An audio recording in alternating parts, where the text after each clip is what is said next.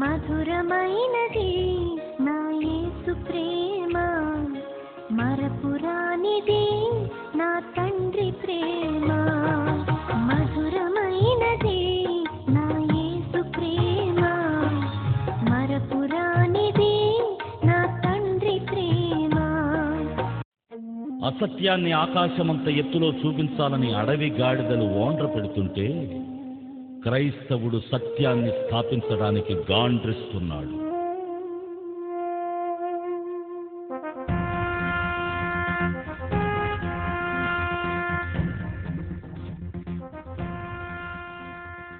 సత్యాన్వేషకులైన దైవజనులు బ్రదర్ షేక్ కాళేశ్వర్ గారు ఇస్లాం నుండి క్రైస్తవ్యాన్ని స్వీకరించి క్రైస్తవ్యంలోని సత్య సువార్తను ప్రకటిస్తూ క్రైస్తవునిగా విశ్వాసంతో క్రీస్తు కొరకు మంచి సైనికుని వలె పోరాడుతున్నారు.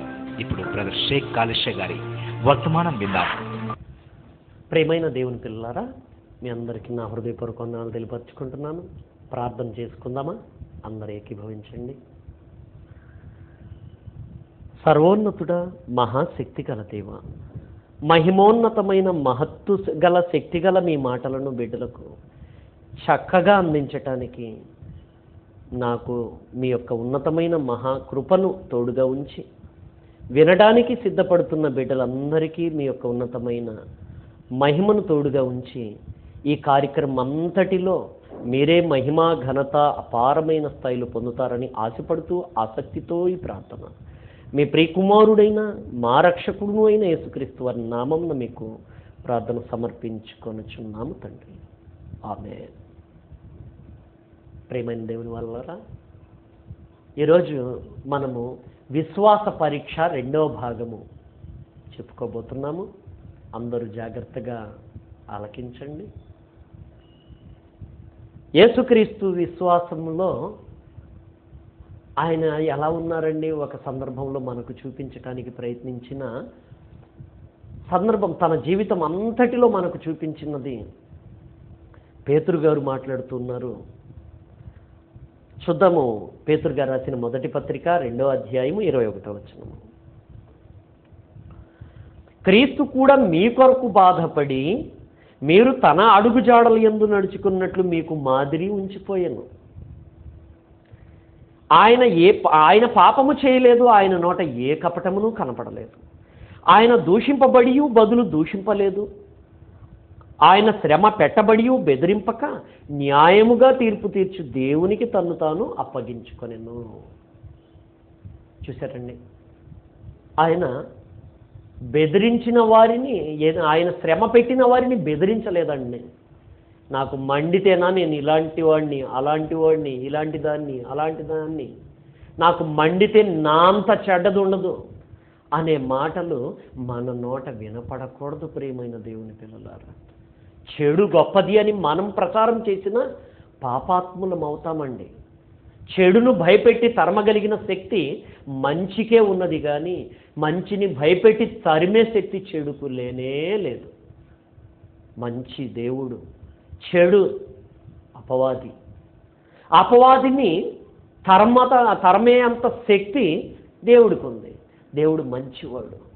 కాబట్టి నాకు మండితేనా నా అంత మంచిది లేదు, నాకు మండితేనా నా అంత మంచోడు లేడంటూ సహించటమే మనము చేయవలసిన పనండి. మన విశ్వాస పరీక్షలో యేసుక్రీస్తు అలా చేశారంట.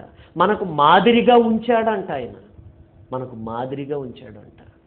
కాదండి, నాకు అన్యాయం జరిగిందండి, నేను తిరగబడకపోతే ఎట్లా, నేను పోట్లాడకపోతే ఎట్లా, ఇలా ఉంటే ఈ కాలంలో మనం బతకలేమండి, ఈ రోజులు భయంకరమైనవండి అని అంటారా? మరి దేవుడికి తెలియదా ఏ రోజులు ఎలాంటివో? ఆయనకి తెలియదా? అన్ని రోజులకు సంబంధించిన, అన్ని తరాలకు సంబంధించిన సారాన్ని యేసుక్రీస్తు మనకు అప్పగించారంటండి. మరి అప్పగించినప్పుడు మనము ఏ స్థాయిలో బాధ అనుభవిస్తున్నా యేసుక్రీస్తు అంతటి వారము కాము కదా.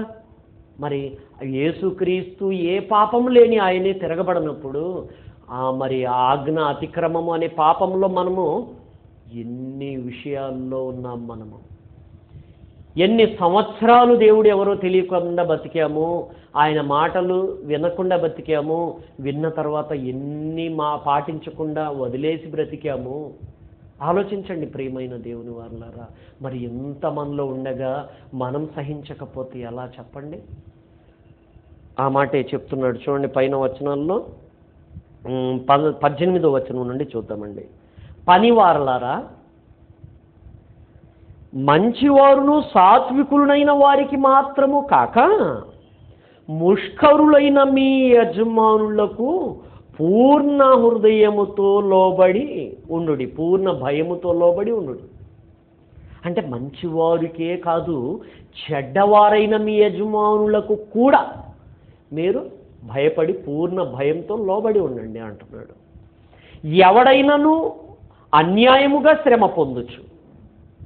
అంటే మన పై వాళ్ళు అన్యాయంగా మనల్ని శ్రమ పెడుతున్నారు అనుకోండి, నేను తిరగబడ్డాను అనుకోండి, నేను క్రైస్తవుణ్ణి అనుకోండి, అప్పుడు దేవుడికి ఎంత అవమానము ఆలోచించండి.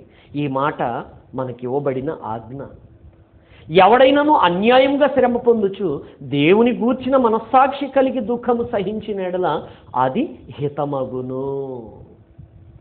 తప్పిదమునకై దెబ్బలు తినినప్పుడు మీరు సహించిన ఎడల మీకేమి ఘనము. నిజమే కదండి. దొంగోడు దొంగతనం చేశాడని అందరికీ అర్థమైనప్పుడు తన్ను తినడానికి సిద్ధపడతాడు, ఒప్పుకుంటాడు, తల దించేస్తాడు, తల కప్పుకుంటాడు, ముఖం కప్పుకుంటాడు, కనపడనీయకుండా సిగ్గుపడతాడు. అందరికి తెలిసినప్పుడు, ఎవరికి తెలియనప్పుడు ఆ దొంగ కూడా దొరలా తల పైకెత్తుతాడు, బుసలు కొడతాడు, నేను చేయలేదు అంటాడు, ఎదురు తిరుగుతాడు.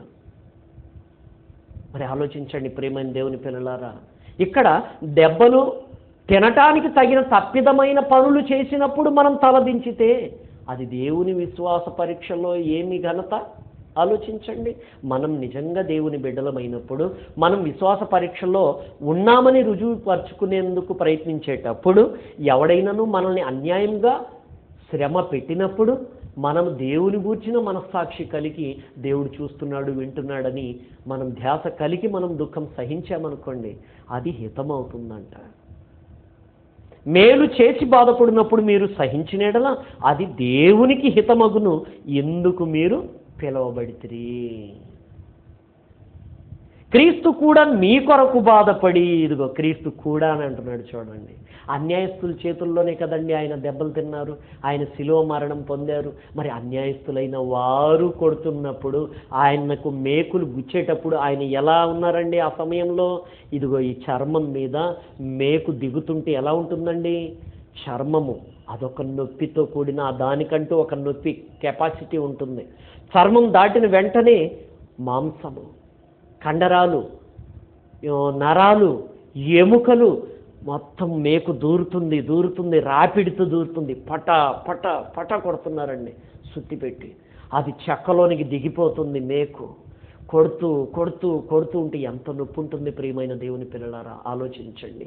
ఇలా ఈ 2 చేతులకు 2 మేకులు, ఇంత పెద్ద మేకులు తీసుకొని వెడల్పాటి మేకులు గుచ్చుతూ ఉంటే అంతటితో ఆగిపోయిందా? పాదాలకు కింద ముళ్ళు, సన్నని ముళ్ళు గుచ్చుకుంటేనే విలవిలలాడిపోతాం కదండి మనము. ఎదుటోళ్ళ గుచ్చుకుందంటేనే అబ్బా అంటాం మనము, వెంటనే వెంట్రుకలు నిక్కబడుచుకుంటాయి మనకు కదా. మరి అట్లాంటిది మేకులు పాదం పైన పెట్టి కొడుతుంటే, ఆ ఎముక మీద దిగుతూ ఉంటే, అది దిగి ఆ లోతులంతా దిగి ఆ చెక్కలోనికి వెళ్ళి అక్కడ దిగబడ్డానికి పటామని కొడుతుంటే అంతగా బాధిస్తున్నప్పుడు,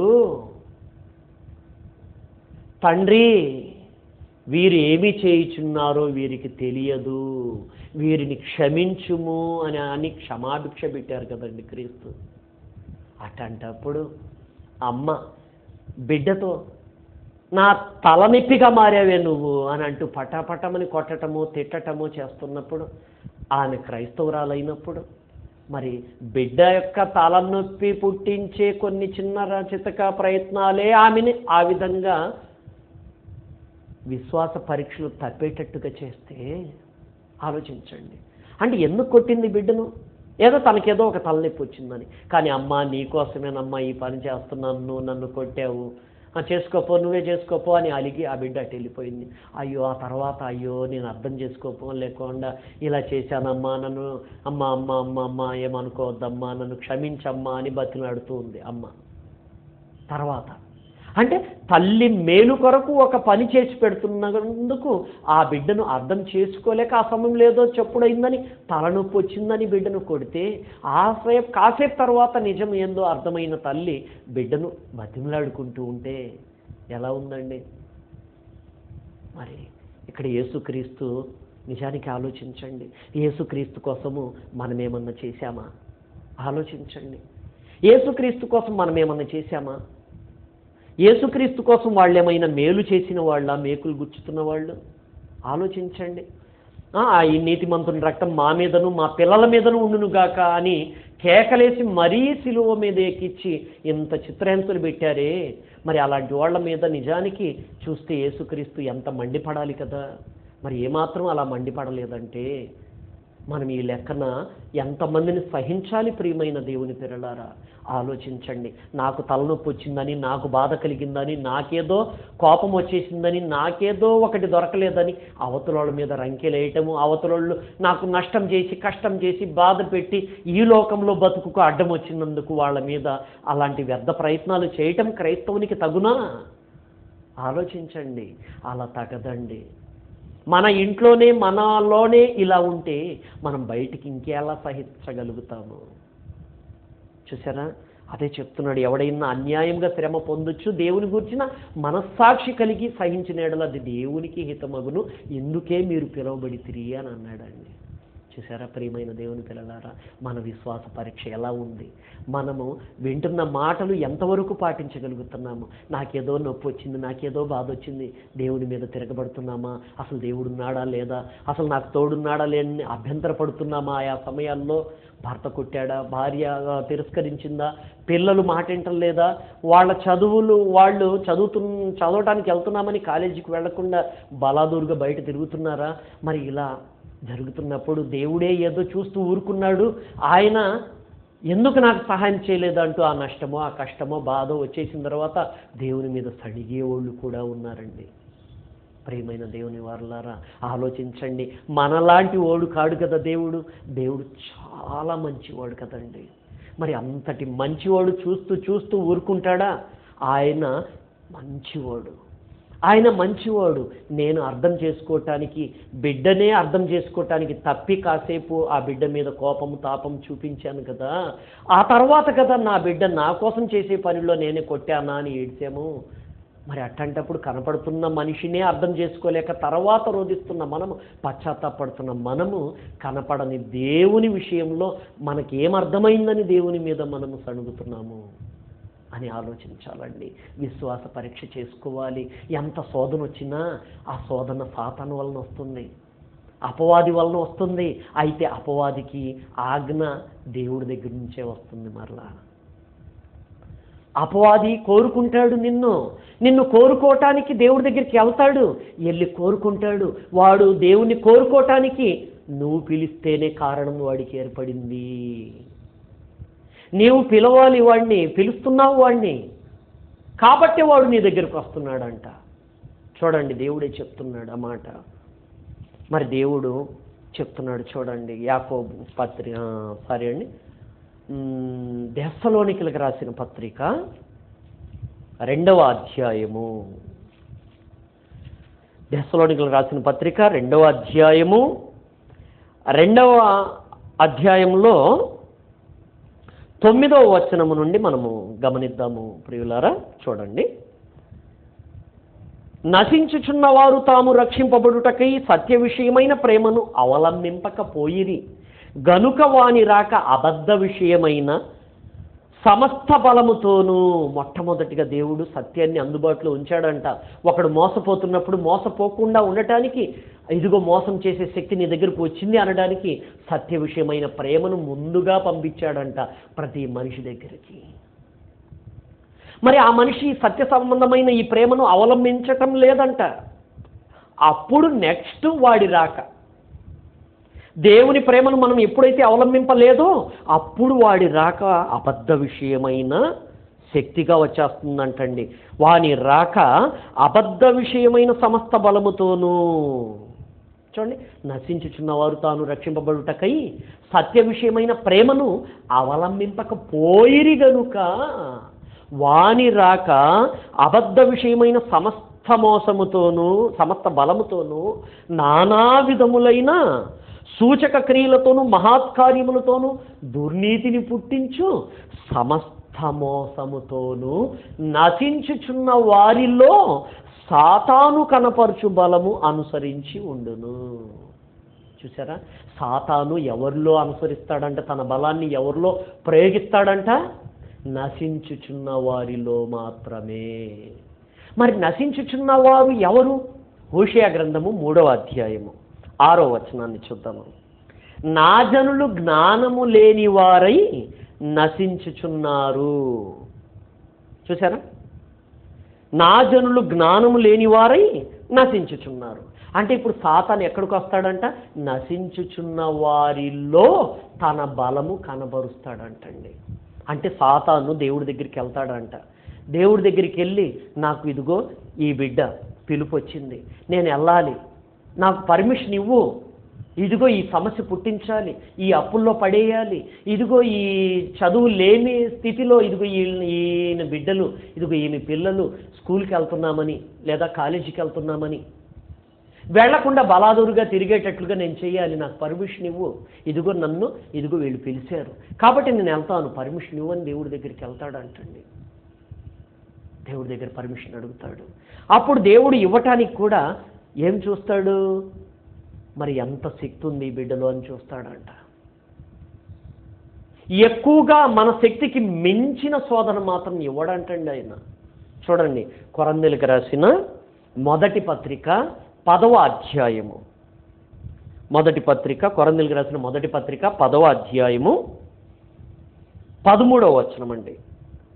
సాధారణంగా మనుషులకు కలుగు శోధన తప్ప మరి ఏదీ మీకు సంభవింపలేదు. దేవుడు నమ్మదగినవాడు, మీరు సహింపగలిగినంత కంటే ఎక్కువగా ఆయన మిమ్మను శోధింపబడనివ్వడు. చూశారండి? అంతేకాదు, సహింపగలుగుటకు శోధనతో కూడా తప్పించుకుని మార్గమును ఆయన మీకు కలగజేయును. బా, ఎంత మంచి ఆఫర్ అండి ప్రియమైన దేవుని పిల్లలారా. ఆలోచించండి, ఆలోచించండి.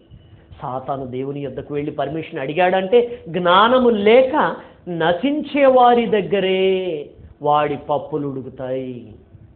వాడు వస్తాడు, వాడు వచ్చే ముందర దేవుడు పర్మిషన్ తీసుకుంటాడు.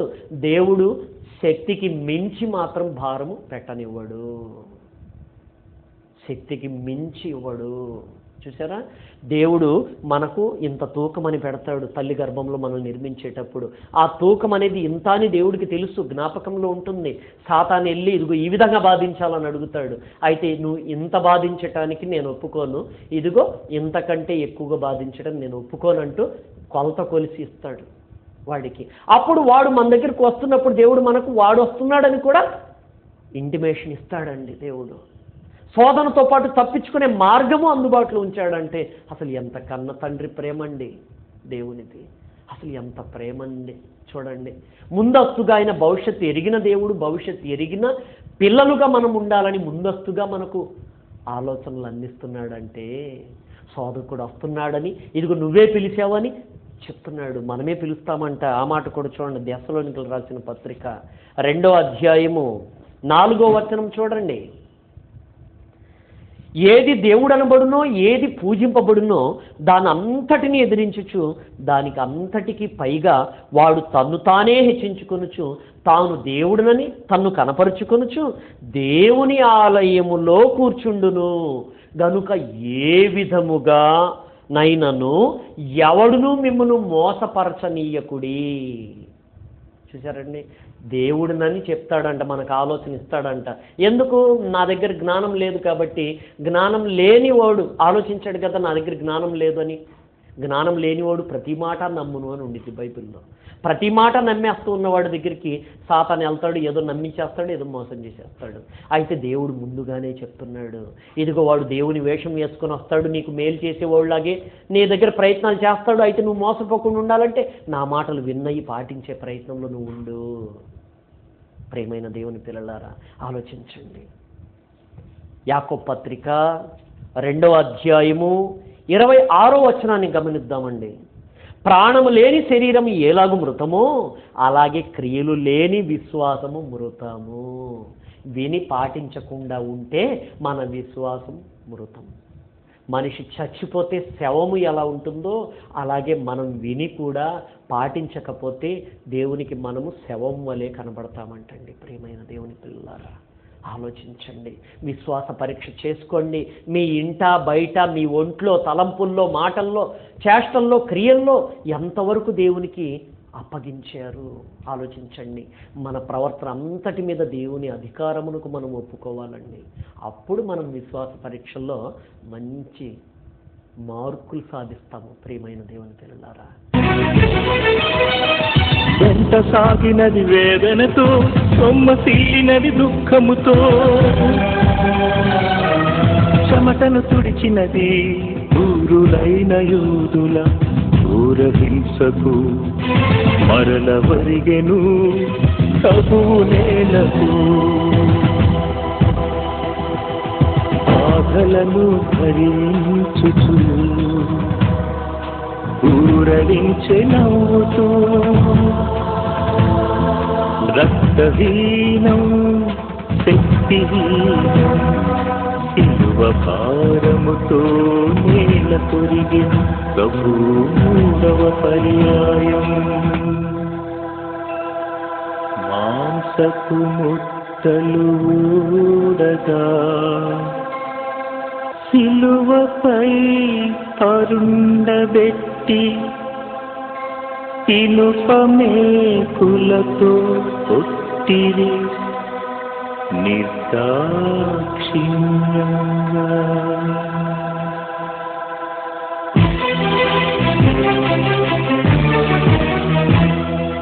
ఏ నేరం చేయని యేసుక్రీస్తుకు ఘోరమైన శిక్షలే విధించారు. ఏ నేరం చేయని యేసుక్రీస్తుకు ఘోరమైన శిక్షలే విధించారు. క్రూరమైన యూద జాతి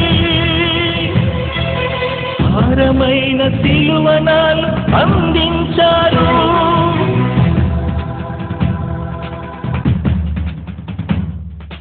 బాధ పెట్టు శత్రువులను ప్రేమతో ఆదరించి వేడినాడు కరుణతో. మన కొరకు జీవించి తన రక్తము చిందించి మన కొరకు ప్రార్థించి ఏ నేరం చేయని యేసుక్రీస్తుకు ఘోరమైన శిక్షలే విధించారు.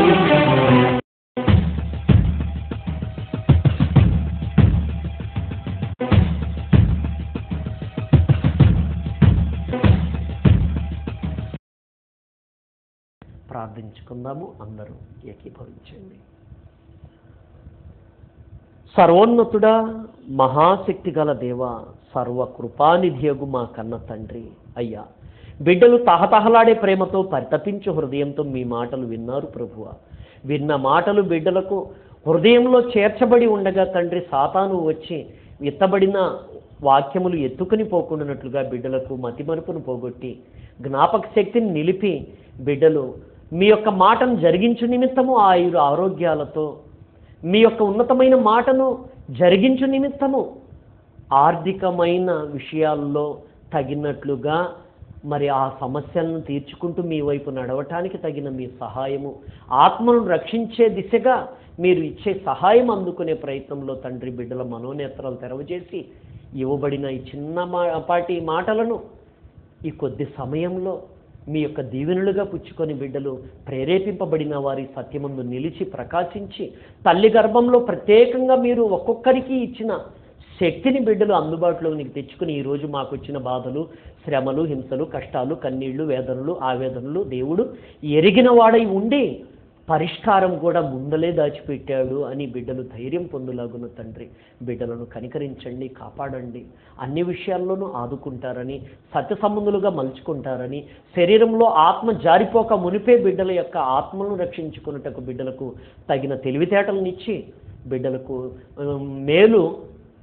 మేము ఆశ్చర్యపడే రీతిలో బిడ్డలకు అందిస్తారని ఎంతో ఆశపడుతూ ఈ ప్రార్థన మీ ప్రియకుమారుడైన మా రక్షకుడును అయిన యేసుక్రీస్తు వారి నామమున మీకు సమర్పించుకొనుచున్నాము తండ్రి.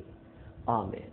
తండ్రి అయిన దేవుని ప్రేమ, ప్రియకుమారుడైన యేసుక్రీస్తు కృప, పరిశుద్ధాత్మ దేవుని అన్యోన్య సహవాసము, వాక్యాన్ని విని చక్కగా పాటించడానికి ప్రయత్నాల్లో ఉన్న ప్రతి ఒక్కరికి, లోకంలో ఉన్న పరిశుద్ధులందరికీ ఎప్పుడునూ ఎల్లప్పుడూ తోడు నీడగా ఉండి కాచి కాపాడునుగాక. ఆమేన్. అందరికీ హృదయపూర్వక వందనాలండి. అందరికీ సెలవు. మరలా మనము దేవుని చిత్త ప్రకారంగా కలుద్దాం. అందరికీ వందనాలు.